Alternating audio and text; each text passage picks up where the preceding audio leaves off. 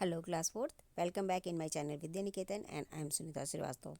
Children, today I am going to start chapter 14 of your SST book, my big book of social studies, and the chapter is our mineral resources, यानी हमारे खनिज संसाधन।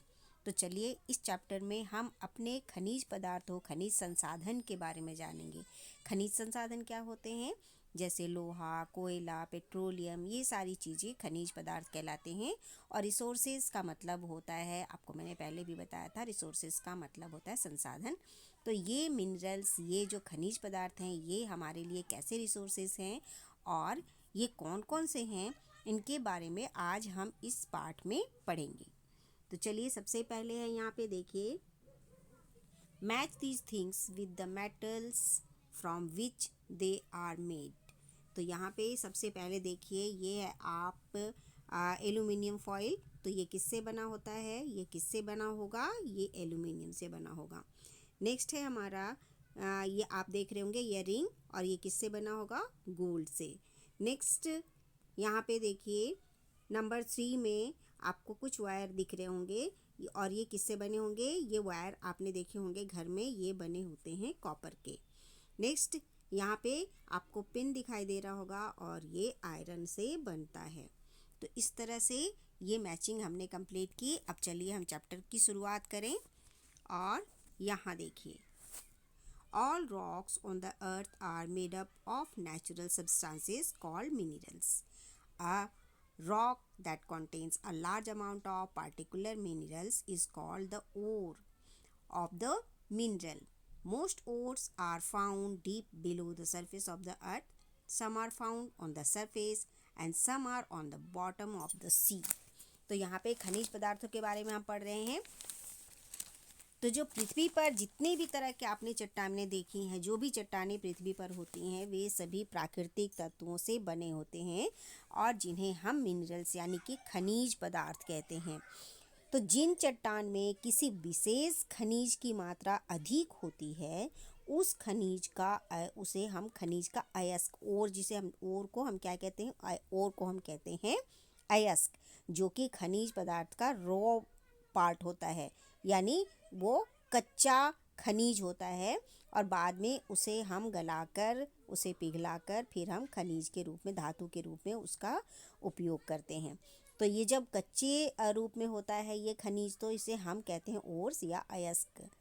तो अधिकांश जो अयस्क होते हैं ये पृथ्वी सतह के नीचे बहुत गहराई में पाए जाते हैं, लेकिन कुछ जो अयस्क हैं, जो मिनरल्स के कुछ जो अयस्क होते हैं, वो पृथ्वी सतह पर भी पाए जाते हैं, और कुछ सी के बॉटम में यानी समुद्र तल में पाए जाते हैं, समुद्र की गहराइयों में, समुद्र के नीचे पाए जाते हैं। तो इस तरह से ये जो मिनरल्स हैं, ये हमें कहाँ कहाँ से मिलते हैं? ये हमें मिल जाते हैं पृथ्वी की सतह की काफ़ी गहराइयों में, कुछ पृथ्वी की सतह पर भी मिल जाते हैं, और कुछ समुद्र तल में मिल जाते हैं। तो यहाँ पर हमने मुख्य रूप से क्या पढ़ा कि जो चट्टानें पृथ्वी पर पाई जाती हैं, उन सब में क्या पाए जाते हैं? वे सभी प्राकृतिक सब्सटेंस से बने होते हैं, और उनमें मिनरल्स पाए जाते हैं। इन मिनरल्स को कच्चे रूप में हम ओर कहते हैं। ये हमें ज़मीन की गहराइयों में मिलते हैं, या हमें सतह, पृथ्वी सतह पर भी मिलते हैं, और या फिर ये हमें समुद्र तल में मिलते हैं। Digging out ores from under the ground is called mining. Deep holes are dug into the earth to take out ores. These holes are called mines. तो जब ये बहुत गहराई में हमारे जो मिनरल्स पाए जाते हैं, तो इनको निकालने के लिए क्या करना पड़ेगा? इनको निकालने के लिए खुदाई करनी पड़ेगी। तो खोदे जाते हैं ज़मीन, और फिर उनके अंदर से निकाले जाते हैं ये अयस्क। तो ज़मीन के नीचे से जो अयस्क को खोदा जाता है, वो क्या कहलाता है? वो प्रोसेस कहलाता है खनन। ओके, जिसे हम माइनिंग कहते हैं। माइनिंग को हम खनन कहते हैं। अयस्कों को निकालने के लिए ज़मीन में गहरे गड्ढे खोदे जाते हैं, और इन होल्स को या गड्ढों को हम क्या कहते हैं? इन्हें हम माइंस या खान कहते हैं। तो बहुत बड़े बड़े खान खोदे जाते हैं, और उनमें से इन मिनरल्स को बाहर निकाला जाता है। नेक्स्ट है जी हमारा types of minerals. Minerals are broadly divided into 2 types. Minerals जो होते हैं वो मुख्यतः 2 भागों में उन्हें बांटा जाता है। तो कौन कौन से भाग हैं ये मिनरल्स के? ये दो भाग हैं, metallic minerals and non metallic minerals. Metallic minerals का मतलब होता है धात्विक खनिज और नॉन मेटेलिक मिनरल्स का मतलब होता है अधात्विक खनिज। तो मेटेलिक मिनरल्स वे होते हैं जिनसे हमें धातु मेटल मिलते हैं, जिनसे हमें धातुएं मिलती हैं, और नॉन मेटेलिक मिनरल्स वे होते हैं जिनसे हमें धातुएं नहीं मिलती। तो इनके बारे में आगे चर्चा करेंगे। आइए यहाँ पर हम देखते हैं ये क्या है। यहाँ पर ये देखिए, this is an underground coal mines. ये एक अंडरग्राउंड जमीन की सतह के नीचे काफ़ी गहराइयों में ये कोल माइन का यहाँ पर चित्र है। The miners work very hard to extract coal. यहाँ पे देखिए ये कोल माइन है, कोल की खान यानी कोयले की खान है जो कि ज़मीन की काफ़ी गहराई में है। और जो यहाँ पर लोग जो माइनर्स हैं यानी जो खनन करने वाले जो खनिक हैं, इनको खनिक कहते हैं। तो ये लोग देखिए यहाँ पे कितना हार्ड वर्क करते हैं कोयले को ज़मीन के नीचे से निकालने के लिए। ये देखिए ओके। और ये देखिए कोयला कितनी ज़मीन की कितनी गहराई से निकाला जा रहा है। ठीक, चलिए, तो अभी हम बात कर रहे थे मेटलिक मिनरल्स और नॉन मेटलिक मिनरल्स के बारे में। तो सबसे पहले हम पढ़ेंगे मेटलिक मिनरल्स यानी कि धात्विक खनिज के बारे में। Minerals from which we get metals are called metallic minerals. Iron,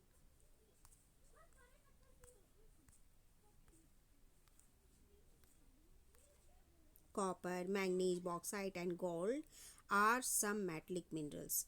The ores that we get from mines are melted in big factories to produce pure metals. तो यहाँ पे देखिए हम सबसे पहले पढ़ रहे थे मेटलिक मिनरल्स के बारे में। तो मेटलिक मिनरल्स क्या होते हैं? वे मिनरल्स या खनिज पदार्थ जिनसे हमें मेटल्स या धातुएं प्राप्त होती हैं उन्हें हम मेटलिक मिनरल्स कहते हैं। जैसे कि है आयरन, जैसे कि हमने क्या क्या पढ़ा था, आयरन यानी कि लोहा, कॉपर यानी कि तांबा, मैंगनीज, बॉक्साइट एंड गोल्ड यानी कि सोना, ये सभी मेटलिक मिनरल्स हैं। और जब ये जो मिनरल्स हैं यानी ये सभी क्या हैं, मेटलिक मिनरल्स हैं। और अब मेटल्स हमें सीधे सीधे तो प्राप्त होंगे नहीं, तो ये कैसे हमें मिलते हैं? अब मेटल्स को हमें प्राप्त करने के लिए क्या करना पड़ता है? ये अपने कच्चे या रॉ स्टेज में होते हैं जब, तो इन्हें ओर्स कहते हैं। ओर्स यानी कि अयस्क कहते हैं। तो इन ओर्स या अयस्कों को बड़ी बड़ी फैक्ट्रियों में पिघलाया जाता है और तब इनसे प्योर मेटल या शुद्ध धातुएं हमें प्राप्त होती हैं। तो आपने देखा कि ये मेटलिक मिनरल्स जो होते हैं ये हमें ओर्स के रूप में मिलते हैं और फिर बड़ी बड़ी फैक्ट्रियों में इन्हें पिघलाकर हमें मेटल्स प्राप्त होते हैं। ये सीधे सीधे हमें पहाड़ों से या पृथ्वी सतह से या समुद्र के अंदर से हमें मेटल्स नहीं मिल जाते। ये अपने अयस्क रूप में मिलते हैं, कच्चे रूप में मिलते हैं और फिर इन्हें फैक्ट्रीज में पिघलाकर और फिर इनसे हमें मेटल मिलता है। नेक्स्ट है हमारा नॉन मेटलिक मिनरल्स यानी अधात्विक खनिज। तो अधात्विक खनिज क्या होते हैं? Minerals from which we do not get metals. वे धातुएं, वे खनिज जिनसे हमें मेटल्स नहीं प्राप्त होते हैं उन्हें हम नॉन मेटलिक मिनरल्स कहते हैं। तो नॉन मेटलिक मिनरल्स क्या होते हैं? वे खनिज पदार्थ जिनसे हमें मेटल्स प्राप्त नहीं होते उन्हें हम नॉन मेटलिक मिनरल्स या अधात्विक खनिज पदार्थ कहते हैं। अब ये कौन कौन से होते हैं? Limestone, precious stone, salt, coal and petroleum are some non-metallic minerals. Coal and petroleum are important non-metallic minerals. They are used as fuel. Therefore, they are also called minerals, fuels or fossil fuels. तो कौन कौन से अधात्विक खनिज पदार्थ होते हैं? ये अधात्विक खनिज पदार्थ होते हैं लाइमस्टोन यानी कि चूना पत्थर, बेशकीमती पत्थरें जैसे कि हीरा, मोती, माणिक, रूबी, ये सब होते हैं। इसके बाद नमक है, कोयला है और पेट्रोलियम, ये कुछ नॉन मेटलिक मिनरल्स हैं। कोयला और पेट्रोलियम कुछ बहुत ही महत्वपूर्ण नॉन मेटलिक मिनरल्स हैं क्योंकि इनका उपयोग ईंधन के रूप में होता है और इसीलिए इन्हें हम खनिज ईंधन या अवशेष ईंधन भी कहते हैं। ओके, चलिए अब हम पढ़ेंगे कोल के बारे में। कोल क्या होता है? कोल का मतलब होता है कोयला। Coal is use mainly as fuel. Coal का उपयोग हम मुख्य रूप से फ्यूल के लिए करते हैं, यानी ईंधन के लिए इनका उपयोग, कोल का उपयोग हम करते हैं। Some important coal mining centres are Jharia, Dhanbad and Bokaro in Jharkhand, Raniganj in West Bengal and Korba in Chhattisgarh. तो कोयले का उपयोग मुख्यतः ईंधन के रूप में किया जाता है, और कुछ महत्वपूर्ण कोल माइनिंग सेंटर्स यानी कि कोल की जो खाने हैं मुख्य रूप से वो झरिया, धनबाद, बोकारो झारखंड, रानीगंज जो कि वेस्ट बंगाल में है, और छत्तीसगढ़ में कोरबा में कोल माइनिंग सेंटर हैं, यानी कोयले की खाने यहाँ पर हैं। नेक्स्ट है हमारा पेट्रोलियम और minerals. Oils is found deep inside the earth. Wells are drilled deep to reach the oil. An area with many oil wells is called an oil field. The mineral oil which is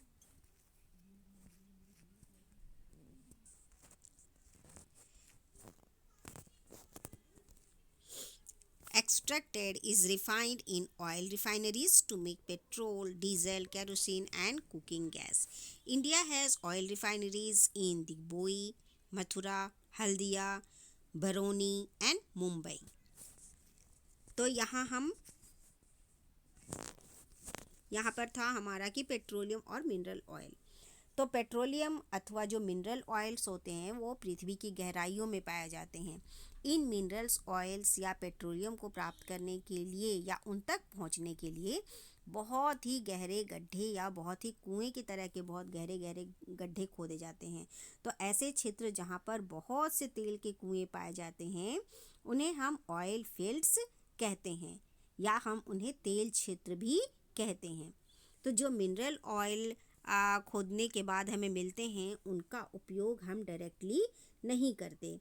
क्या करना पड़ता है? उन्हें, इन minerals oil को जो खोदने के बाद हमें मिलते हैं इनका हम डायरेक्टली उपयोग नहीं कर पाते, और इन्हें हम ऑयल रिफाइनरीज में रिफाइंड यानी कि तेल शोधक कारखानों में परिष्कृत इन्हें किया जाता है, ताकि इनसे फिर हमें डीजल, पेट्रोल, केरोसिन या मिट्टी का तेल और ये सभी प्राप्त होते हैं। कुकिंग गैस भी इन्हीं से हमें मिलता है। इंडिया में बहुत सारी रिफाइनरीज हैं यानी तेल शोधक कारखाने हैं, जैसे कि दिग्बोई में, मथुरा में, हल्दिया में, बरौनी में और मुंबई में। Natural gas is found along with mineral oil in oil fields. जो नेचुरल गैसें हैं, जो कि प्राकृतिक गैस जो हैं, ये भी ऑयल फील्ड्स में ही पाए जाते हैं, और इनका उपयोग it is used as a fuel in the form of compressed natural gas to run vehicles. The mineral reserves of the earth are limited. They cannot last forever. Once used, they are exhausted. So, we must use the valuable minerals reserve very carefully. तो जो ये प्राकृतिक गैसें हैं ये भी oil fields में पाए जाते हैं, और इनका उपयोग वाहनों को चलाने के लिए संपीड़ित प्राकृतिक गैस या सीएनजी के रूप में किया जाता है। और ये जो खनिज पदार्थ हैं हमारे पास जो अवेलेबल हैं, हमारे पास खनिज पदार्थ ये ज़मीन के अंदर हैं और वे बहुत ही सीमित हैं। वे हमेशा के लिए हमारे पास नहीं रह सकते, यानी एक बार जब हम उनका उपयोग कर लेते हैं तो वो ख़त्म हो जाते हैं। इसलिए इन उपलब्ध खनिज भंडारों का उपयोग हमें बहुत ही सावधानीपूर्वक करना चाहिए और इनकी हमें बचत भी करनी चाहिए।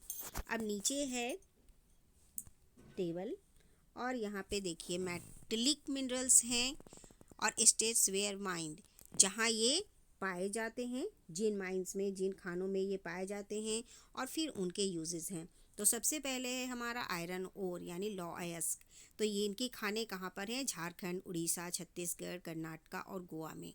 और इनके यूजेस क्या हैं? अब आयरन है तो इनसे क्या क्या बन सकते हैं? टू मेक टूल्स, इनसे औजारें बनती हैं, यूटेंसिल्स बर्तन बनते हैं, मशीन्स बनते हैं, ब्रिज एंड रेलवे इंजन्स, इनसे बर्तन, मशीनें, ब्रिज यानी कि पुल, और रेलवे इंजन्स यानी कि रेलवे इंजन बनाए जाते हैं। नेक्स्ट है जी हमारा कॉपर, और इनकी जो माइंस, इनकी जो खाने हैं वो झारखंड, राजस्थान, मध्य प्रदेश और छत्तीसगढ़ में हैं। और इनके यूजेस हैं टू मेक टूल्स, यानी टूल्स बनाने के लिए, औजारें बनाने के लिए, यूटेंसिल्स यानी बर्तन, और इलेक्ट्रिकल वायर्स बनाने के लिए इनका उपयोग होता है। नेक्स्ट है हमारा मैंगनीज। इनके खाने हैं कर्नाटका में, उड़ीसा, मध्य प्रदेश, महाराष्ट्र, आंध्र प्रदेश में। और टू मेक इनका उपयोग है to make steel and various alloys. Alloys क्या होती हैं? अलोय का मतलब होता है a metal made by mixing two or more metal. एक मेटल जिसमें दो या उनसे अधिक मेटल्स मिक्स होते हैं तो उन्हें हम कहते हैं एलोय। नेक्स्ट है हमारा बॉक्साइट, और इनके खाने हैं झारखंड, उड़ीसा, छत्तीसगढ़, मध्य प्रदेश और गोवा में। और इनके यूजेस हैं एल्यूमिनियम बनाने के लिए। Extracted from bauxite is use to make aeroplanes, utensils and other household item बनाने के लिए इनके उपयोग किए जाते हैं। नेक्स्ट है हमारा गोल्ड, और गोल्ड की खाने हैं कर्नाटका में, आंध्र प्रदेश में। और इनसे क्या बनाए जाते हैं? टू मेक ज्वेलरी, इनसे ज्वेलरी बनाई जाती हैं। अब यहाँ पे है नेक्स्ट हमारा नॉन मेटलिक मिनरल्स। तो ये जो नॉन मेटलिक मिनरल्स हैं ये हैं हमारे सबसे पहले लाइमस्टोन, और इनके जो खाने हैं वो मध्य प्रदेश में है, झारखंड में, छत्तीसगढ़, तेलंगाना और उड़ीसा में है। और इनका उपयोग है टू मेक सीमेंट, इनका उपयोग सीमेंट बनाने के लिए होता है।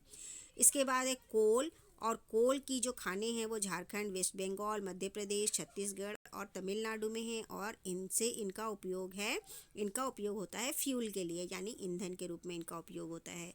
नेक्स्ट है पेट्रोलियम एंड नेचुरल गैसेस, और इनकी खाने हैं असम में, Gujarat, Maharashtra, off the coast of Mumbai.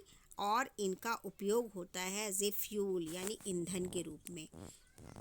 Okay तो देखिए यहाँ पर ये है, दिस इज मुंबई हाई, ये मुंबई हाई कहलाता है। It is an oil field situated off the coast of Mumbai in the Arabian sea. ये अरेबियन सी में है जो कि मुंबई से थोड़ी दूरी पर है, और इसका नाम है मुंबई हाई। यहाँ पे बहुत से तेल क्षेत्र हैं, यानी बहुत से तेल के कुएँ हैं, और यहाँ से तेल, पेट्रोलियम वगैरह निकाले जाते हैं, और बाद में उनसे पेट्रोलियम से हम कैरोसिन, डीजल और सीएनजी वगैरह बनाए जाते हैं। तो ये है देखिए हमारा चैप्टर यहाँ पे खनिज संसाधन, और ये चैप्टर हमने यहाँ पर कंप्लीट कर लिया। अब मैं नेक्स्ट आपसे मिलूँगी इसी चैप्टर के क्वेश्चन आंसर के साथ। तब तक आप अपनी पढ़ाई जारी रखें और अपनी पढ़ाई करते रहें। Have a nice day and thank you बच्चों। बाय।